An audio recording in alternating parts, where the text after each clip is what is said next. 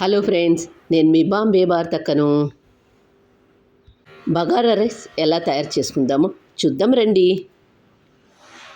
Lunch బాక్సులకు rice items పెట్టేటప్పుడు కొద్దిగా చల్లారిన తర్వాత మాత్రమే బాక్స్లో పెట్టండి. లేకపోతే ఆ వేడికి అన్నం పాడైపోయే అవకాశం ఉంది.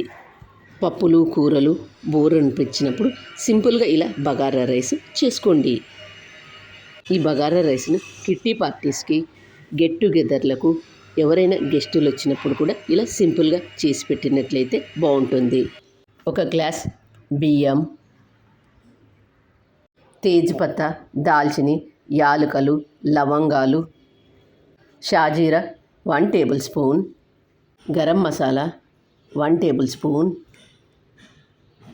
అల్లం వెల్లుల్లి కొత్తిమీర పేస్ట్, కరివేపాకు కొద్దిగా, ఒక మీడియం సైజ్ టమాటో,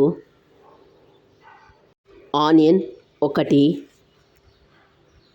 పచ్చిమిర్చి 3, సన్నగా కట్ చేసుకున్న పుదీనా, సన్నగా కట్ చేసుకున్న కొత్తిమీర. ఒక గ్లాస్ బియ్యం తీసుకొని శుభ్రంగా వాష్ చేసుకోండి.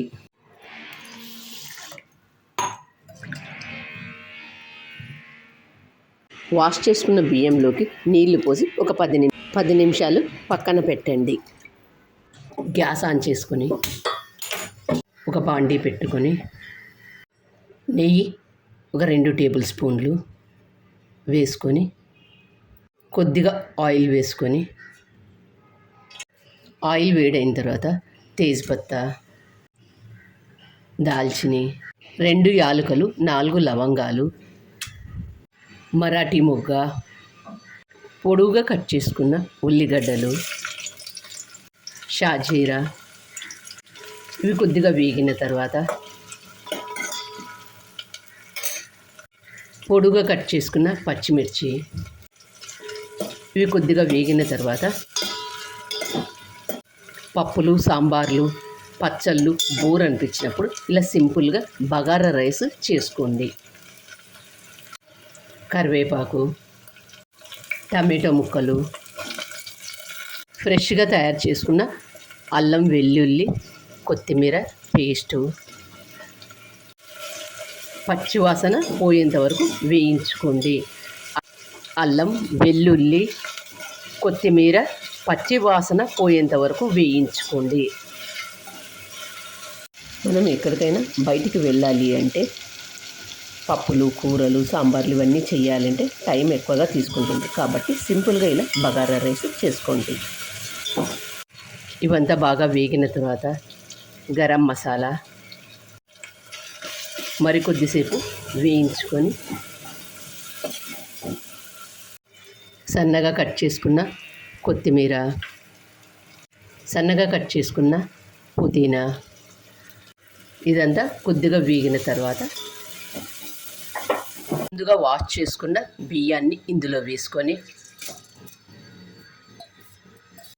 బియ్యం వేసిన తర్వాత ఒకసారి అంతా బాగా కలుపుకొని 2 నిమిషాలు మగ్గిన తర్వాత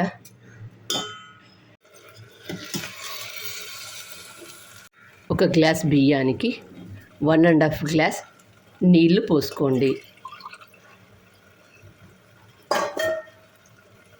1 గ్లాస్, మరొక 1/2 గ్లాస్ నీళ్లు పోసుకొని ఉప్పు వేసుకొని అంతా ఒకసారి బాగా కలుపుకొని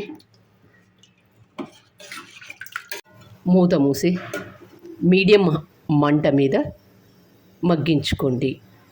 ఇంట్లో కూరగాయలు ఏమీ లేనప్పుడు సింపుల్గా ఇలా బగారా రైస్ చేసుకోండి.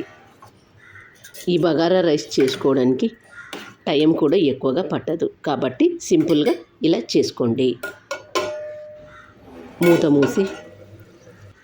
మూత తీసి మరొకసారి అంతా బాగా కలుపుకొని, ఈ బగారా రైస్ను కొత్తగా వంట నేర్చుకునే వాళ్ళు కానీ బ్యాచిలర్స్ కానీ చాలా ఈజీగా చేసుకోవచ్చు.